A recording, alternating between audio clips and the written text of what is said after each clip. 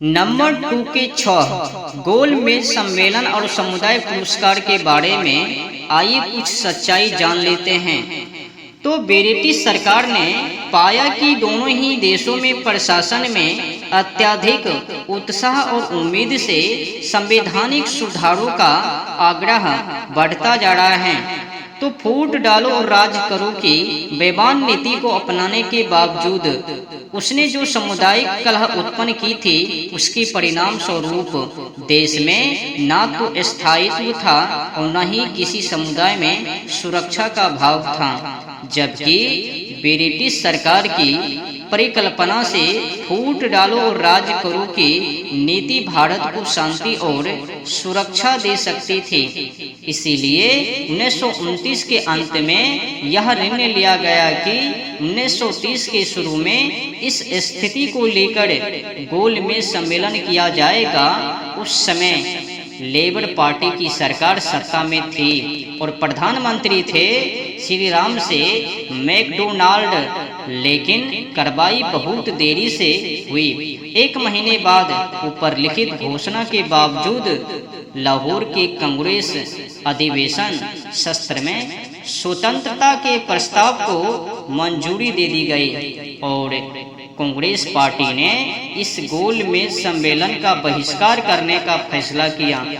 इसके कुछ महीनों बाद नमक सत्याग्रह शुरू हुआ, जिसमें जबरदस्त उत्साह दिखाते हुए लगभग 70,000 लोगों ने नमक के प्रावधानों को तोड़ा और कितने ही लोग जेल गए। हालांकि कांग्रेस को जल्द ही इस गोलमेज सम्मेलन का बहिष्कार करने का खेद हुआ और 1931 में गोलमेज सम्मेलन के दूसरे सत्र में कांग्रेस ने गांधी जी को कांग्रेस प्रतिनिधि बनाकर भेजने का फैसला किया।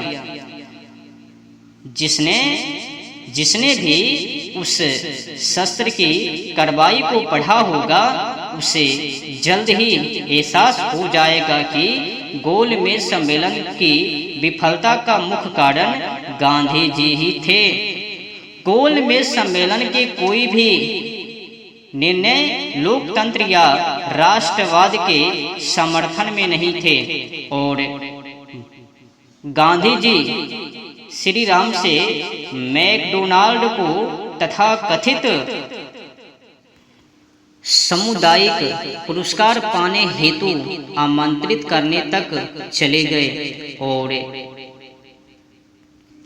इस प्रकार सांप्रदायिक व्यवस्था की विघटनकारी ताकतों को दोबारा प्रबल किया गया, जिन्होंने 24 साल से राजनीतिक निकाय को जीर्ण शीर्ण किया था।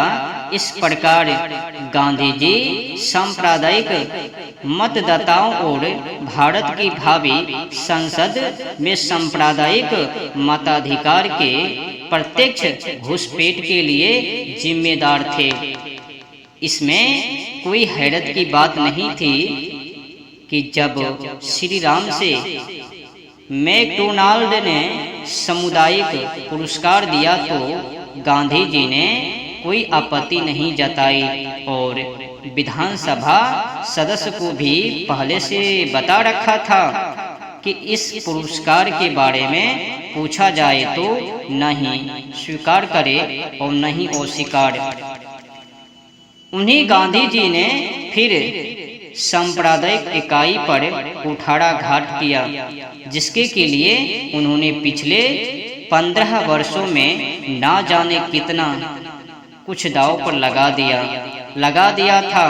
और यह भी हैरानी की बात नहीं है कि अल्पसंख्यकों की सुरक्षा के बहाने 1935 के भारत सरकार अधिनियम में सांप्रदायिक मताधिकार, सांप्रदायिक मतदाता और अल्पसंख्यकों को महत्व देने की एक स्थायी वैधानिक स्वीकृति दी।